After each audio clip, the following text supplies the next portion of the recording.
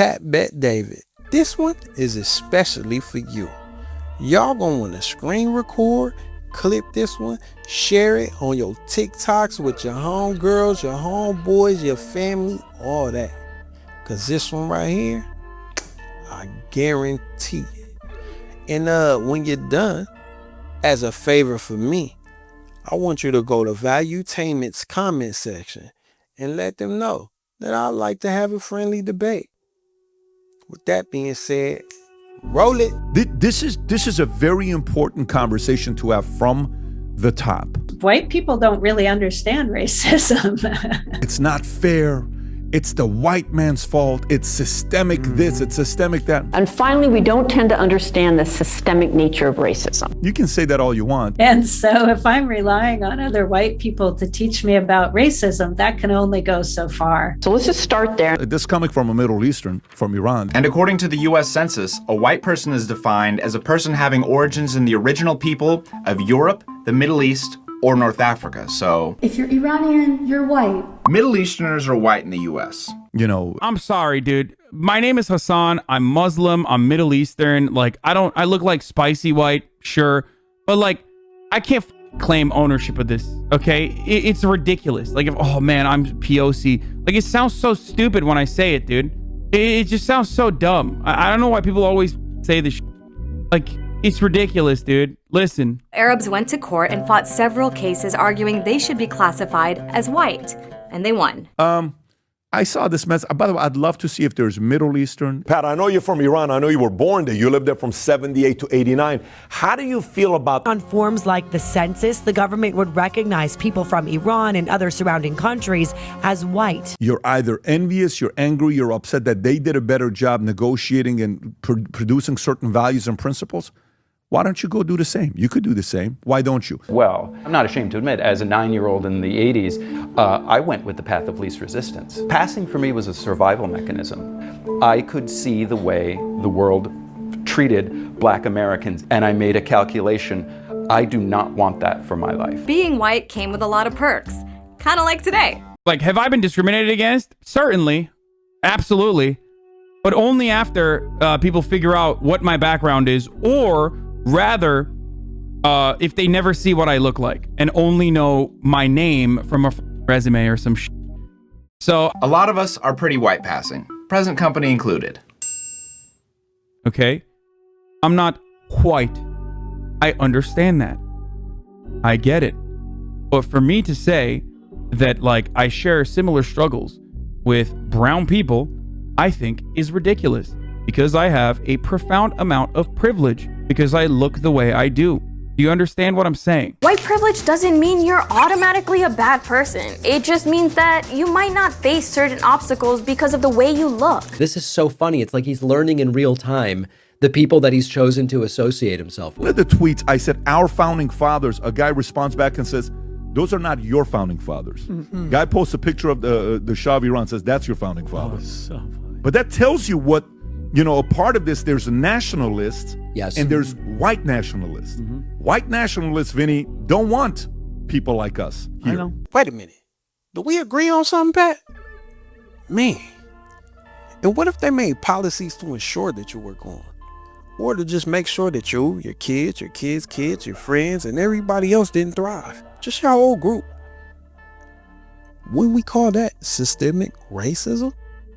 Well, let's get more into it. And I'm going to do this the way that I always do this, to explain the difference between personal prejudice that everybody has. Which is like not liking people who wear beanies. You really don't know why, but you don't like people who wear beanies and will prefer not to be around it.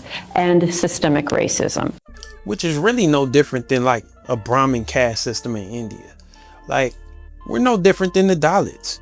They're brown, we're brown. We're kept at the bottom, they're kept at the bottom. But see, the difference is in America, there's this illusion of inclusion because we have the ability to rise. But with one caveat. See, we can only rise if we do it individually. The minute we do it as a collective or as a community as a whole, we start building our own schools, having our own hospitals, etc. They come and they sabotage the operation. They try to push back the progress because in all actuality, it's really a game of competition. They don't want to compete. And they're afraid that, hey, maybe what we did to them, they'll do to us back. That's America. So bring me back to the beginning. Iran, born, Christian, Assyrian and Armenian? Assyrian and Armenian. Okay. Very briefly, I'd like to introduce you to Mustafa Hefni, an Egyptian immigrant who worked as a teacher in Wayne, Michigan, for 13 years. One day, Mustafa spoke on a panel where he publicly identified himself as black. But the school district that Mustafa worked for at the time was predominantly white, and when they heard him say this, they were not happy. One coworker came to me and told me, a white coworker came to me and told me right after the function that he met with the superintendent, and if I don't keep my mouth shut, my educational career is over. He said, you have nothing to do with these people, you have a history and a culture. These people came from the jungle, you have nothing to do with them. These people lie and steal. When I see one of them in my neighborhood, I call the police. Damn. That happened in 1987, and to this day... What do all of these Arab Americans have in common? The US government says they're white. The system of racial hierarchy we live under does assign us a race. It just gives us a benefit for having that race. And what we as white people almost never do is confront those benefits. Ask, what are they? And how do we feel about them? And what should we do as a result? I mean, think about this. This is on the values from the top of why this is happening. Say what? That's going to become very important later on. And by the way, Mustafa is not a minority of Arabs that don't look white. This is my uncle. This is my dad. Adorable runs in the family. But you know the weird thing about all this? All the people calling them white are technically right. Arabs are characterized as white, along with descendants from Europe, the Middle East, and North Africa. Hold on, you said you're Middle Eastern, right? I am, yes. Historically, people who have been considered as white have benefited from white privileges. That means that I do have white privilege. I also know what it's like for people to privilege me based on my proximity to whiteness. I am a Muslim, but I don't wear a hijab. And I am Arab. Pat, I know you're from Iran. I know you were born there. You lived there from 78 to 89. So my responsibility now is in my own way to make sure the world knows I'm Assyrian and Armenian and Christian. And many of them want to continue identifying as white. That makes... When I speak to someone who doesn't know where I'm from, or when I speak to someone who does not know my name, they automatically think that I am white. Some people are also worried that the clarity of the demographic data will make it easier for law enforcement and Homeland Security to target certain neighborhoods or communities. And it's a safe space for me because there's a lot of hate towards being called Middle Eastern. This is derogatory and also is colonial because Iran had a monarchy ruling the land, and the monarchy really wanted to normalize relations with Western countries like America, Europe, etc. In order to do this, he had to make sure that Iranians in Iran felt comfortable with Americans and Europeans coming there. He successfully put it in the curriculum for students to learn historically that they were really white and they have a lot more connections with white people and Europeans than they actually thought they would. After the monarchy successfully brainwashed a lot of people through historical curriculum, a lot of people felt more comfortable with the normalization. The monarchy also changed the name Persia to Iran because Iran derives from the land of Aryans. They're pushing this narrative that we are Aryans and we are white, which is now where you see the brain-rotted ideology that Iranians are only brown because of the Arab conquest. It's insane how this brainwashing for older generations that had political motives from the past monarchy is still seeping through our ideologies, further motivating racism, anti-blackness, etc. within our communities. This is something that we as Iranians individually need to take on and tackle because we were all lumped into the so-called white majority. But if you ask anyone from that region, most will say, no one follows me when I go into an H&M. For a lot of my life, I didn't realize I was passing without realizing I was passing. And then when I stopped passing all the time, I realized sort of how good I had it. There are definitely benefits to passing as white. Passing is something that perhaps I do unconsciously, which is incredibly easy for me. I'm sure there's people that wish that they could pass in times where times are a little difficult. But if your data doesn't prove you right, what are you going to do? Right? What are you going to do? So when we compare the outcomes of the black and white testers side by side, what's most striking is the direct effect of race on the outcomes of these young men. A black applicant with no criminal background received callbacks or job offers at about half the rate of an equally qualified white applicant. But the most surprising finding was really related to blacks with no criminal background relative to whites with a felony conviction. We find that a white applicant with a felony conviction fared just as well, if not better, relative to a black applicant with a clean record.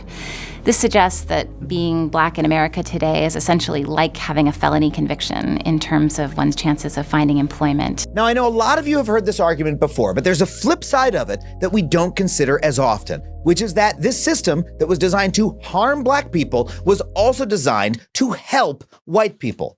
White people benefit from mass homeownership and easy access to credit, higher education, and a criminal justice system that protects rather than harms them on average. And the reason we don't often think of it this way is that white people are taught not to think of ourselves as even having a race. And it may have something to do with the fact that here in America, we often get ethnicity, nationality, and race confused. But race is simple. What do you look like and how people perceive you? Do you identify as white, or are you close to it? And the other thing is legally. Even if you don't look white, if you have the ability to market, you're likely to get called back before I will. That's systematic.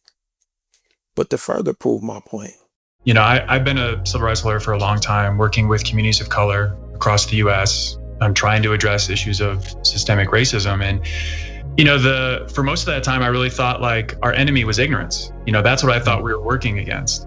And it was only because I was working across different cities and across different states, and I started to see these patterns emerging where our opposition kept being the same people.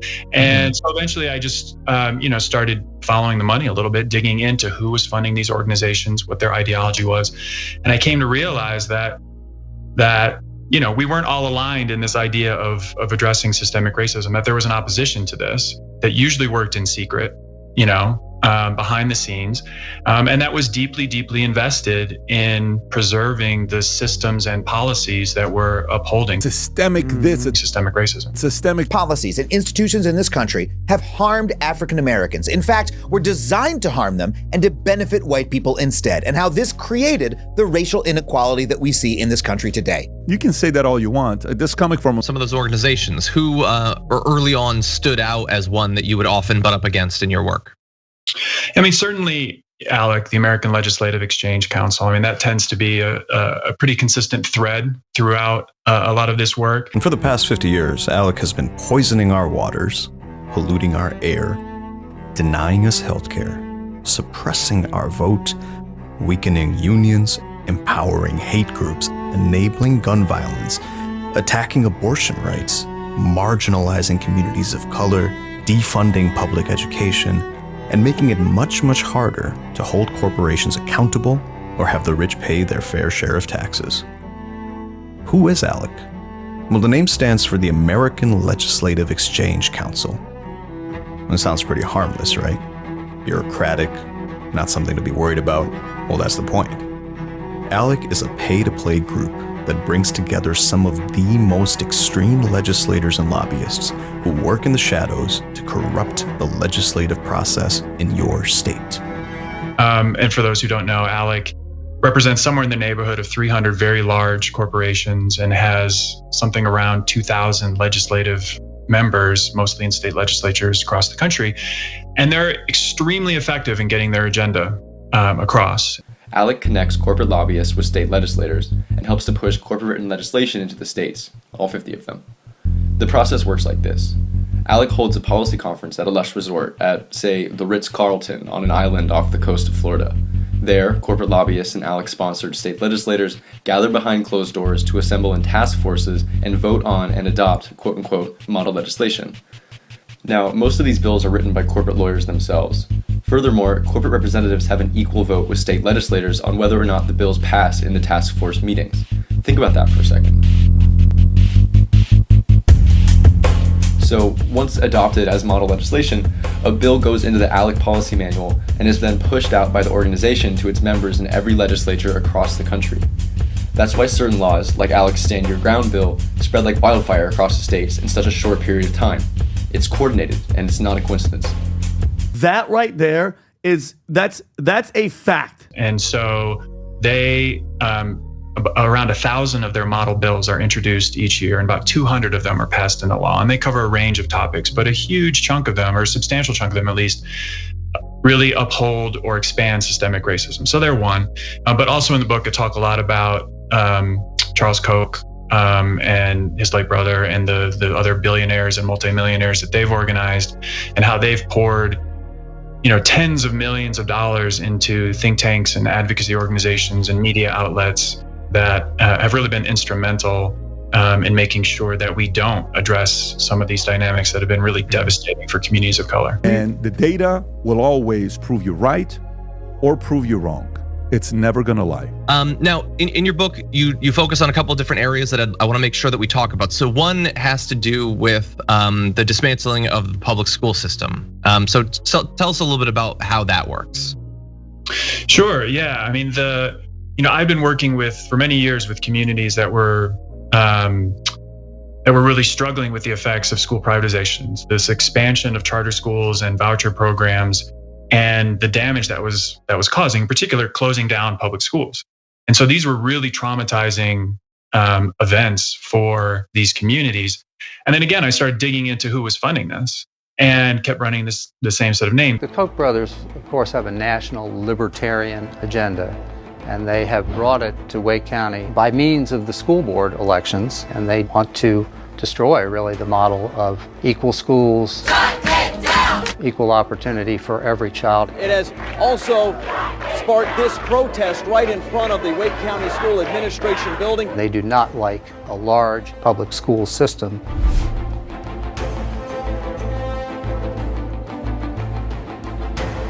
And they were determined to take it apart as quickly as they could. So what I did for the book was I just picked 10 names, just some that are well known, like the Gates Foundation and the Walton Foundation and folks like that, but then also some that maybe haven't received a lot of publicity for work in this space, like Koch brothers. So I just picked 10, and I tracked their donations to 50 organizations that have been really instrumental in pushing this agenda forward. So this is just the tip of the iceberg of all the money going into this, but just those 10 organizations, 10 people funding 10 organizations or 50 organizations. That was $3.2 billion that I was able to find. Follow the money, you can see it, it's real. The connection between the Koch brothers and what happened here with the Wake County School Board could probably be best traced if you look at Americans for Prosperity. My brother Charles and I provided the funds to start the Americans for Prosperity.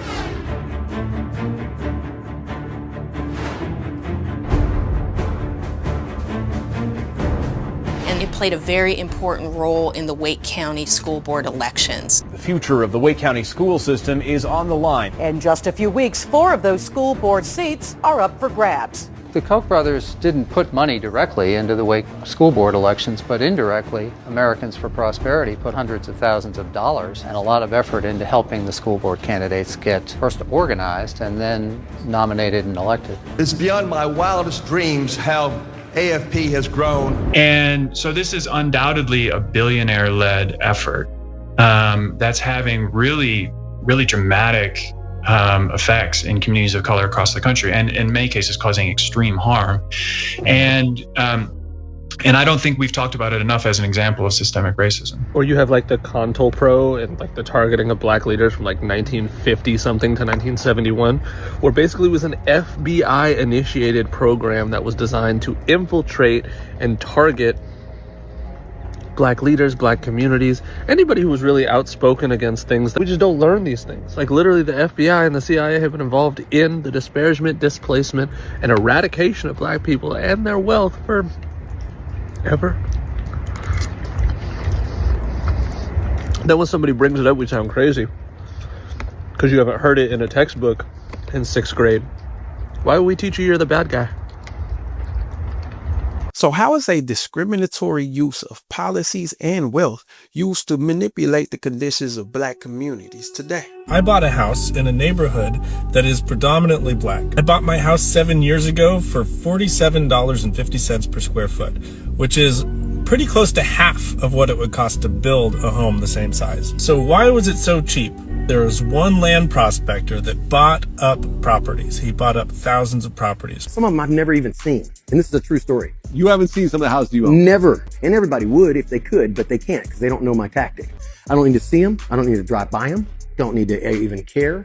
And I own so many houses that I've never seen. He left these buildings abandoned and intentionally let them get run down so that the whole neighborhood looks terrible. That land prospector drove the housing prices into the ground because if he can own a large enough area, he can get the city to eminent domain it and pay him for those properties. And do you rent all these houses out? Never rented a house. That one land prospector owned most of the properties in this area. They sit there, so all these houses are collect empty. cobwebs. Some of them are falling apart. Some of them have grass 10 feet high. Some of them are just vacant land. Some of them have houses that swimming pool and cockroaches are coming out.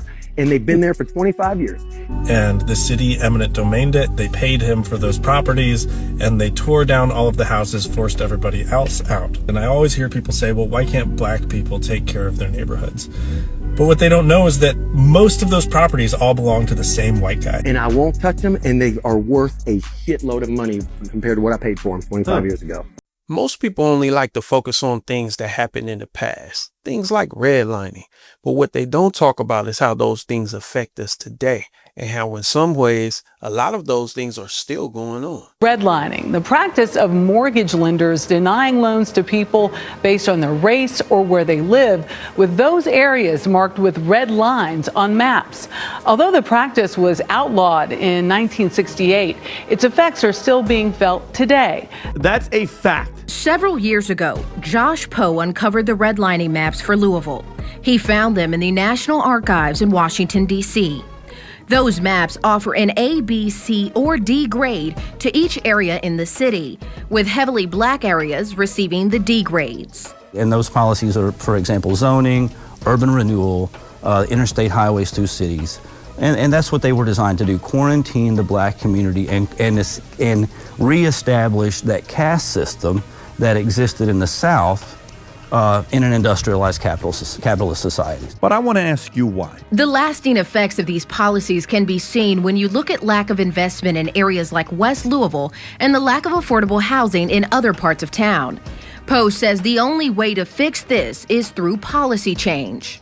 It's never about educating people just for the sake of feeling good or sort of what the city does where we pat ourselves on the back for how progressive we are. If we're not seeking a lasting policy change around this information, then we're just talking. So anyways, a survey of studies of racial disparities in the U.S. mortgage market found that discrimination inhibits upward social mobility of minorities and exacerbates large racial disparities in wealth because home equity is crucial for building wealth. This 4-bedroom home in the hills of Marin, north of San Francisco, offers lots of light, water views, a school right down the hill. And I want everybody here to ask why. Owners Paul Austin and Tanisha Tate Austin knew it was worth at least $1.3 million based on a 2019 appraisal.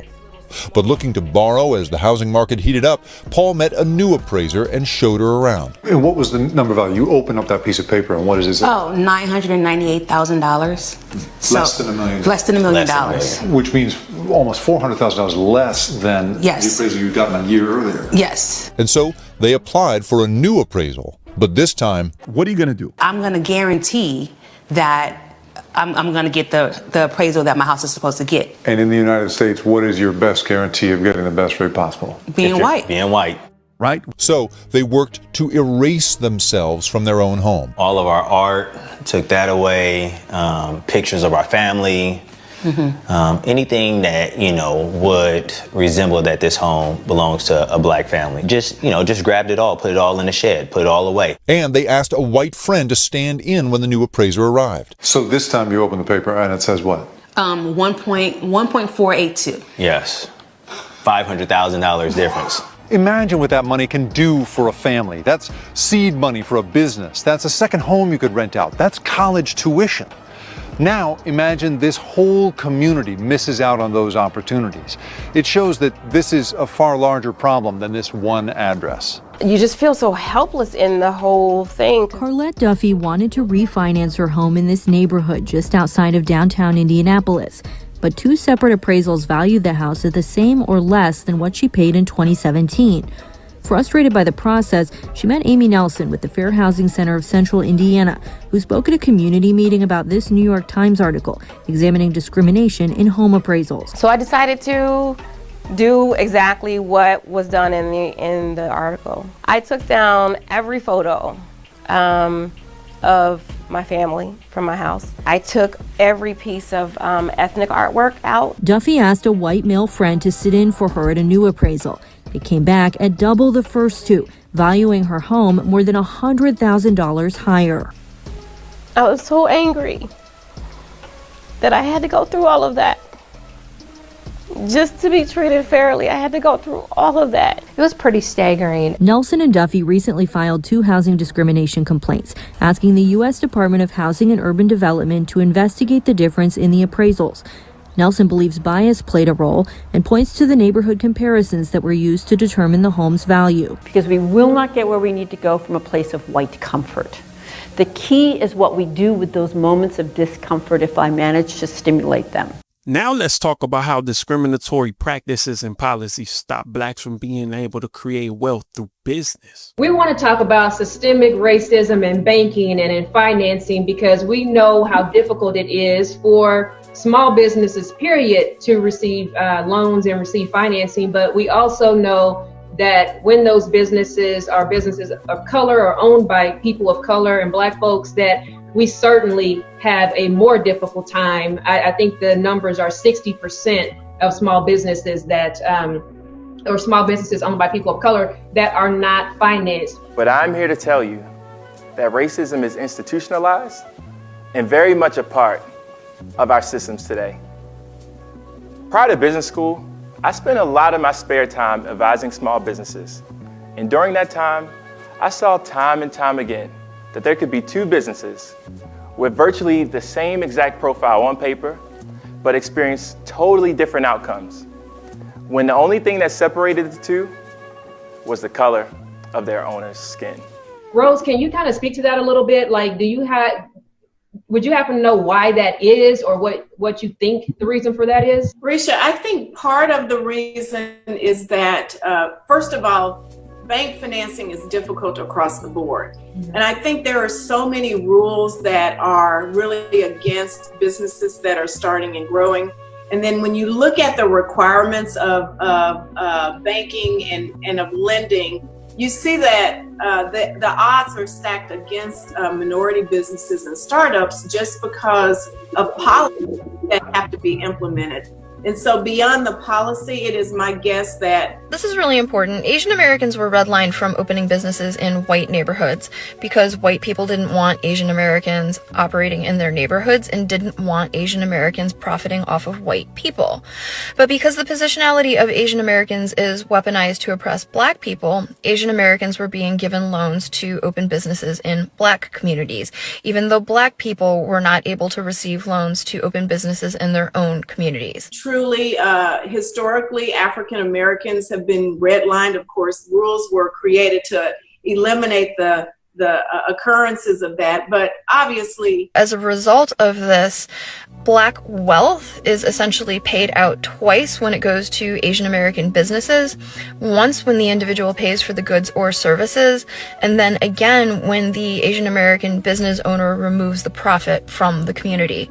And so if you go to a bank and you lack collateral and you lack really a way to inject your own cash into a business, if you lack certain types of experiences, and then if you have a character issue because you have a hiccup on your credit report, all of that works against us. And so we never were able to build a wealth. We never were able to really, most of us, pass down generational wealth. And so we start out sort of behind the 8 ball. Because usually people open businesses in their own communities, and this is mutually beneficial, where the business owner is making a livelihood off of providing goods and services to their community.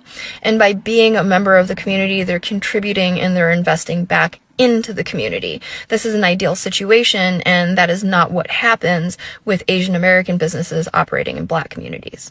And I want to thank her for being honest and saying that. The reality is they pretty much use every community against us in that way. Even blacks from outside of the country. They'll come, they'll get opportunities, they'll get grants, loans, things that we can't get. The problem with that is if we don't start working together, after a few generations of being here, your descendants will be in the same place we will, because they'll then be Black Americans. You get it? How did we get here? How did this happen? Most non-Black people know about the Tulsa Massacre, Black Wall Street, Lake Lanier, but it was many Black towns. Thriving and self-sufficient, yet faced destruction or erasure. Seneca Village in New York City, founded in 1825, was a vibrant Black community later demolished to make way for Central Park. In Tulsa, Oklahoma, the affluent Black Wall Street was obliterated during the Tulsa Race Massacre of 1921. Black Dom, New Mexico, struck oil and built wealth, but suffered abandonment due to drought. Communities like Freedman's Village in Virginia and Fort Mose in Florida were safe havens for formerly enslaved people, offering refuge and prosperity. Glenarden in Maryland, Mound Bayou in Mississippi, and North Brentwood in Prince George's County stood as symbols of African American resilience. Each of these communities contributed vastly to U.S. history. One commenter said over 60. And it's not that some Black people sometimes were able to establish a successful community that accumulated wealth. It's that Black people were consistently able to go anywhere and together establish strong communities that accumulated wealth and had education systems and businesses and were thriving. And every time it happened, people destroyed them. Each pin on this map marks the location of an attack on Black Americans and their communities from the Civil War into the 1900s. It's no accident you're unlikely to find many of these in American history textbooks. There's been a concerted effort to whitewash and cover many of them up. But while some of the stories may have been scrubbed from the records and textbooks throughout history, survivors and their descendants are speaking out, shedding light on the violent events that took place in their communities and exposing the lingering social and economic damage caused by some of the worst racial violence in American history. Do you know how much effort it takes to drown a town of people? Think about that logistically, what that takes. I want to make a series here on TikTok and call it White Black History, because as a white person, I know we don't get taught the truth on America. I'll give you an example. It would be like the Tulsa Massacre, where Black Wall Street is what we called it, an extremely wealthy Black neighborhood, was beaten and burned down. Another one's like the Wilmington Massacre in North Carolina in like 1898, where a group of white supremacists just decided to overthrow the local government that was biracial and then just kill all the Black people. And then as you progress through time, it becomes less acceptable to burn and flood and massacre entire towns. So again, a beachside town in Mississippi would like to see a historic Black neighborhood replaced with commercial development catering to tourists. State law says you can't take people's homes to give to developers, but the town is trying to get around the law by declaring without any basis that the neighborhood is a slum or blighted. When we were informed or found out about the urban renewal development and what the city of Ocean Springs had planned, we were angry, we were upset, and we were hurt. The blight designations provide the legal basis for the redevelopment plan. Under Mississippi law, the property owners only had 10 days to challenge the designations. But due to the town's secretive process, home and business owners missed the deadline and instead found out their properties had been labeled blighted months after it happened. Well, we go. After a fiery council meeting on October 2nd, the city backed down from passing the redevelopment plan. But it hasn't removed the bogus blight designations. These designations authorize eminent domain and never expire. Years from now, another mayor and city council could get the process rolling again and take the properties. No owner in the area is safe as long as that slum or blight label remains. You know what's crazy? I really had to go through all of that just to explain what systemic racism is and to show that it exists. Why when, well, wait till you see this next clip. I want every white person in this room who would be happy to be treated as this society in general treats our citizens, our black citizens, if you, as a white person, would be happy to receive the same treatment that our black citizens do in this society, please stand. You didn't understand the directions. If you white folks want to be treated the way blacks are in this society, stand. Nobody's standing here. That says very plainly that you know what's happening. You know you don't want it for you. I want to know why you're so willing to accept it or to allow it to happen for others. You know what? That's a real good question. It's probably due to the fact that they benefit off of systemic racism. Yeah, we hurt, we're damaged, etc., but they thrive. So why change it, right? See, that's what I want people to understand. I'm not expecting them to change it. No, but I am expecting those who are not thriving and don't have the same opportunities to get up and do something about it. Don't just complain about it. We have to change this scenario. We have to stop thinking that we're crazy. We're not. We have a whole system that works against us. So what are we going to do about it? For one, y'all can start by going over there to Pat Bet David's comment section and let PBD Podcast Valuetainment let them know it's somebody over here with some opposing information that would love to holler at them, that would love to have a debate. And it's not going to be an emotional, if I lose, I lose. But I guarantee you, with the stats and the information that I have, I will not lose. And with that being said, hey, it's knowledge itself, or you can have chaos. It's your boy Black Snow, and I'm out.